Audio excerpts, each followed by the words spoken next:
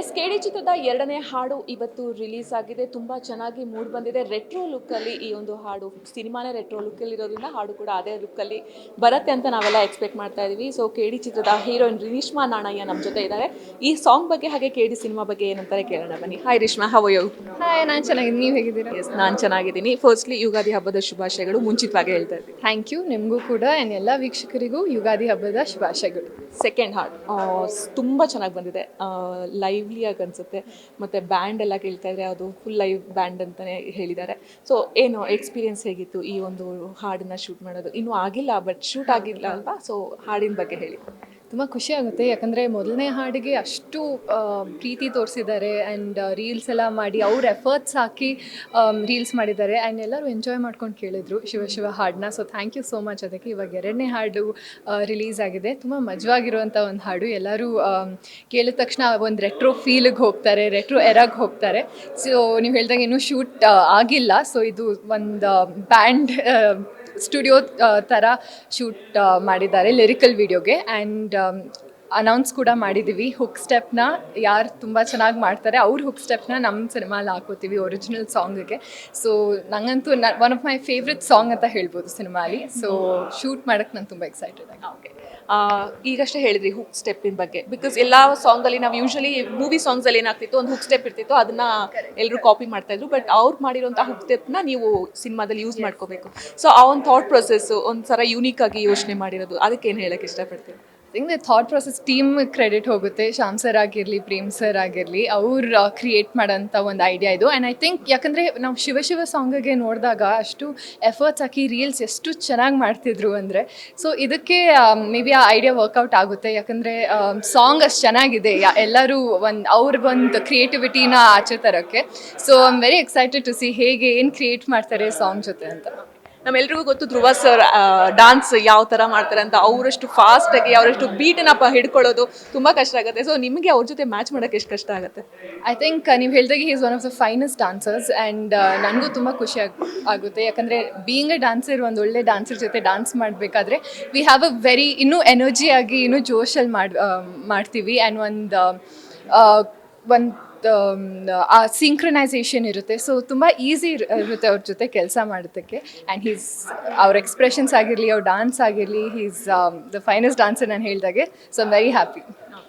ನೀವು ಮಾಡಿರೋಂಥ ಸಿನಿಮಾಗಳಲ್ಲಿ ಏಕಲವ್ಯ ಆಗಿರ್ಬೋದು, ಅದರಲ್ಲಿ ಹಾಡುಗಳು ಸೂಪರ್ ಹಿಟ್ಟು. ಆಮೇಲೆ ಇವಾಗ ಈ song, I mean Shiva Shiva ಮತ್ತು ಸೆಕೆಂಡ್ ಸಾಂಗು ಇದ್ರದ್ದು, ಆಮೇಲೆ ವಾಮನದಲ್ಲಿ ಮುದು ರಾಕ್ಷಸಿ. ಸೊ ನಿಮಗೆ ಆ್ಯಸ್ ಎ ಹೀರೋಯಿನ್ ಇಷ್ಟು ಒಳ್ಳೊಳ್ಳೆ ಸಾಂಗ್ಗಳು ನಿಮ್ಮ ಮೂವೀಸಿಗೆ ನಿಮಗೆ ಬರ್ತಾ ಇದೆ ಅಂತಂದರೆ ಅದು ಎಷ್ಟು ಒಳ್ಳೆ ಫೀಲ್ ಆಗುತ್ತೆ ಅಂತ? ತುಂಬ ಖುಷಿಯಾಗುತ್ತೆ, ಯಾಕಂದರೆ ನಂಗೆ ತುಂಬ ಖುಷಿಯಾಗಿರುವಂಥ ವಿಚಾರ ಏನಂದರೆ, ಏಕಲವ್ಯ ಅಲ್ಲಿ ಅನಿತಾ ನನ್ನ ಪಾತ್ರದ ಹೆಸರು ಮೇಲೆ ಒಂದು ಸಾಂಗ್ ಬಂತು. ಇದರಲ್ಲೂ ಈ ಸಾಂಗಲ್ಲೂ ನನ್ನ ಪಾತ್ರದ ಹೆಸರು ಮೆನ್ಷನ್ ಆಗಿದೆ, ಲಕ್ಷ್ಮಿ ಅಂತ. ಸೊ ಅವಾಗ ಎಲ್ಲರಿಗೂ ಇನ್ನೂ ಜಾಸ್ತಿ ರಿಜಿಸ್ಟರ್ ಆಗುತ್ತೆ, ಲಕ್ಷ್ಮಿ ಲಕ್ಷ್ಮಿ ಅಂತ ಕರೆಯೋಕ್ಕೆ ಮೋಸ್ಟ್ಲಿ ಸ್ಟಾರ್ಟ್ ಮಾಡ್ತಾರೆ. ಯಾಕಂದರೆ ಈಗಲೂ ಅಷ್ಟೇ ಅನಿತಾ ಅನಿತಾ ಅಂತ ಕರೀತಾರೆ, ಅಥವಾ ಹಾಡನ್ನ ತುಂಬ ಇಷ್ಟಪಡ್ತಾರೆ. ಬಟ್ ನಾವು ಆರ್ಟಿಸ್ಟ್ ಅಷ್ಟೇ, ಅದೆಲ್ಲ ಕ್ರಿಯೇಟ್ ಮಾಡಿರೋದು director and entire team. And Prem sir ಏಕಲವ್ಯಲ್ಲಿ ಒಂದು ಒಳ್ಳೆ ಆಲ್ಬಮ್ ಕೊಟ್ಟಿದ್ದಾರೆ. ಆ್ಯಂಡ್ ಈ ಸಿನಿಮಾಲೂ ಎಲ್ಲ ಹಾಡುಗಳು ಒಂದಕ್ಕಿಂತ ಒಂದು ತುಂಬ ಚೆನ್ನಾಗಿದೆ. So I am very grateful. So ನಿಮ್ಮದು ವಾಮನ ಮೂವಿ ಕೂಡ ಬರೋದ್ರಲ್ಲಿ ರೆಡಿ ಇದೆ. ಸೊ 20th ಅದು ರಿಲೀಸ್ ಆಗ್ತಾ ಇದೆ. ಮೊನ್ನೆ ಟ್ರೇಲರ್ ಕೂಡ ಲಾಂಚ್ ಆಯಿತು. ಸೊ ಓವರ್ ಆಲ್ ವಾಮನನ್ ಬಗ್ಗೆ ಹೇಳೋದು, ಮತ್ತು ದರ್ಶನ್ ಸರ್ ಕೂಡ ನಿಮ್ಮ ಸಿನಿಮಾಗೆ ಒಳ್ಳೆ ಸಪೋರ್ಟ್ ಕೊಡ್ತಾ ಇದ್ದಾರೆ. ಸೊ ವಾಮನನ್ ಬಗ್ಗೆ ಮತ್ತು ದರ್ಶನ್ ಸರ್ ಬಗ್ಗೆ? ದರ್ಶನ್ ಸರ್ ಬಗ್ಗೆ ಏನು ಹೇಳಿ, ನಾನು ಏನೇ ಹೇಳಿದ್ರು ಕಮ್ಮಿನೇ. ಯಾಕಂದರೆ ಡೇ ಒನ್ನಿಂದ ವಾಮನ ಸಿನಿಮಾಗಾಗಲಿ, ಧನ್ವೀರ್ಗಾಗಲಿ, ಅಥವಾ ಇಡೀ ತಂಡಕ್ಕಾಗಲಿ ಒಂದು ತುಂಬ ಸಪೋರ್ಟ್ ಸಿಸ್ಟಮ್ ಆಗಿ ನಿಂತಿದ್ದಾರೆ. ಸೊ ಡಿ ಬಾಸಿಗೆ ಥ್ಯಾಂಕ್ ಯು ಸೋ ಮಚ್ ನಮ್ಮ ಟ್ರೇಲರ್ ಲಾಂಚ್ ಮಾಡಿಕೊಟ್ಟಿದ್ದಕ್ಕೆ. ಇಟ್ ಮೀನ್ಸ್ ಅ ಲಾಟ್, ಯಾಕಂದರೆ ಅವ್ರ ಸಪೋರ್ಟ್ ಆಗಿರಲಿ, ಪ್ರೀತಿ ಆಗಿರಲಿ, ಇಡೀ ತಂಡಕ್ಕೆ ಇಟ್ಸ್ ವೆರಿ ಇಂಪಾರ್ಟೆಂಟ್. ಆ್ಯಂಡ್ ಅವ್ರ ಸೆಲೆಬ್ರಿಟೀಸ್ ಬಂದು ನಮ್ಮ ತಂಡಕ್ಕೆ ಎಷ್ಟು ಪ್ರೀತಿ ತೋರಿಸಿದ್ದು, I was very overwhelmed. So thank you sir, thank you so much. And ಪ್ರತಿಯೊಬ್ಬರು ಅವತ್ತು ಬಂದಿದ್ದಕ್ಕೆ thank you. And Vamana cinema release ಆಗುತ್ತೆ, ಆ್ಯಂಡ್ ಇವತ್ತು ಡಿ ಸಾಂಗ್ ರಿಲೀಸ್ ಆಗಿದೆ. So I'm very happy. Cinema ಇಂಡಸ್ಟ್ರಿಯಲ್ಲಿ ನೀವು ಆ್ಯಕ್ಟ್ರೆಸ್ ಆಗಿ ಒಳ್ಳೊಳ್ಳೆ ಮೂವೀಸ್ಗಳು ನಿಮಗೆ ಬರ್ತಾ ಇದೆ. ಸೊ ನಿಮ್ಮ ಒಂದು ಅಭಿನಯ ನೋಡಿ ನಿಮಗೆ ಆಫರ್ ಮಾಡ್ತಾ ಇರೋದು ಕೂಡ ಇದೆ. ಹಾಗೆ ಏನೊಂದು ಮೇನ್ ರೀಸನ್ ಬೇಕು ಈ ಒಂದು ಇದರಲ್ಲಿ ಸ್ಯಾಂಡಲ್ವುಡ್ಡಲ್ಲಿ ಅಥವಾ ಈ ಕ್ಷೇತ್ರದಲ್ಲಿ ಸೆಟಲ್ ಆಗಬೇಕು ಅಂತಂದರೆ, ಹಾಗೆ ಆಫರ್ಗಳು ಜಾಸ್ತಿ ಬರಬೇಕು ಅಂತಂದರೆ ಯಾವ ಒಂದು ಡೆಡಿಕೇಶನ್ ಲೆವೆಲ್ ಹೇಗಿರಬೇಕು ಅಂತ? ಐ ಥಿಂಕ್ ಆಫರ್ಗಳು ಬರೋಕ್ಕಿಂತ ನಾವು ಏನೇ ಕೆಲಸ, ನಾನು ಆ್ಯಕ್ಟರ್ ಅಂತ ಇಲ್ಲ, ನೀವು ಅಷ್ಟೇ, ಲೈಕ್ ಯಾರೇ ಏನೇ ಕೆಲಸ ಮಾಡಿದ್ರು ಅದು ಕಂಪ್ಲೀಟ್ ಆನೆಸ್ಟಿಯಿಂದ ಮಾಡಬೇಕು, ಹಾರ್ಡ್ ವರ್ಕ್ ಆ್ಯಂಡ್ ಡೆಡಿಕೇಶನ್ ಇರಲೇಬೇಕು. ಆವಾಗ ನಿಮ್ಮ ಟ್ಯಾಲೆಂಟ್ನ ಎಲ್ಲರೂ ಗುರುತಿಸ್ತಾರೆ ಆ್ಯಂಡ್ ಆಟೋಮ್ಯಾಟಿಕ್ ಕೆಲಸ ಬರುತ್ತೆ. ಸೊ ನಾನು ಅದನ್ನೇ ಮಾಡ್ತಾಯಿದ್ದೀನಿ. I am giving my best. ನನ್ನಲ್ಲಿ ಏನು ಪೊಟೆನ್ಷಿಯಲ್ ಇದೆ ಅದು ನಾನು ತೋರಿಸ್ಬೇಕು. ಸೊ ಒಳ್ಳೆ ನಟಿ ಅಂತ ಹೇಳ್ಸ್ಕೋಬೇಕು ಅಂತ ನನ್ನ ಆಸೆ. ಸೊ ಈ ಸಿನಿಮಾಲಿ I hope that comes true. ನನ್ನ ಬೆಸ್ಟ್ ನಾನು ಕೊಟ್ಟಿದ್ದೀನಿ, ಯಾವಾಗಲೂ ಕೊಡ್ತೀನಿ, ಯಾವುದೇ ಸಿನಿಮಾ ಆಗಿರಲಿ. ನನ್ನ ಕೆಲಸ ನಾನು ಆನೆಸ್ಟಾಗಿ ಮಾಡ್ತಾಯಿದ್ದೀನಿ. ಬಟ್ ಜನರು ಪ್ರೀತಿ ನಾನು ಒಪ್ಕೊಳ್ತಾರ, ಎಷ್ಟು ಪ್ರೀತಿ ತೋರಿಸ್ತಾರೆ, ಅದು for that I am very very thankful. KD cinema retro ಲುಕ್ಕಲ್ಲಿ ಇರುತ್ತೆ, ಅಂದರೆ ಆವಾಗಿನ ಕಾಲದಲ್ಲಿ ಏನಾಗಿತ್ತಲ್ಲ ಅದ್ರ ಮೇಲೆ ಪಿಕ್ಚರೈಸೇಷನ್ ಆಗಿರೋವಂಥದ್ದು. ಸೊ ನಿಮಗೆ ಆ ಥರದ್ದು ರೆಟ್ರೋ ಲುಕ್ಕಲ್ಲಿ ಕಾಣಿಸ್ಕೊಳ್ಳೋದು, ಅದನ್ನು ಬಾಡಿ ಲ್ಯಾಂಗ್ವೇಜ್ ನಿಮ್ಮನ್ನ ಆ ಥರ ಮಾಡ್ಕೊಳ್ಳೋದು, ಸೊ ಅದೆಲ್ಲ ನಿಮ್ಗೆ ಎಷ್ಟು ಕಷ್ಟ ಆಗುತ್ತೆ, ಯಾವ ಥರ ನೀವು ಪ್ರಿಪ್ರೇಷನ್ ಆಗಬೇಕಾಯ್ತು? ತುಂಬ ಕಷ್ಟ ಆಯಿತು. ಯಾಕಂದರೆ ನಮ್ಮ ಪೋಸ್ಟರ್ ನೋಡಿದರೆ ಆ ಲುಕ್ ಇದೆಯಲ್ಲ, ಆ ಲುಕ್ನ ಲೈವಿಗೆ ತರೋಕ್ಕೇ ಒಂದು 3 months ಆಯಿತು. ಆ ಒಂದು ಸಣ್ಣ ಸಣ್ಣ ಡೀಟೇಲ್ಸ್ ನೋಡಿದರೆ, ಕೈಯಲ್ಲಿ ಇಷ್ಟು ಬಳೆ ಇದೆ, ಇನ್ನೊಂದು ಕೈಯಲ್ಲಿ ನಾವು ಕೂದಲು ಕಟ್ಟೋ ಬ್ಯಾಂಡ್ ಕಟ್ಕೊಂಡು ಕೈಯಲ್ಲಿದೆ.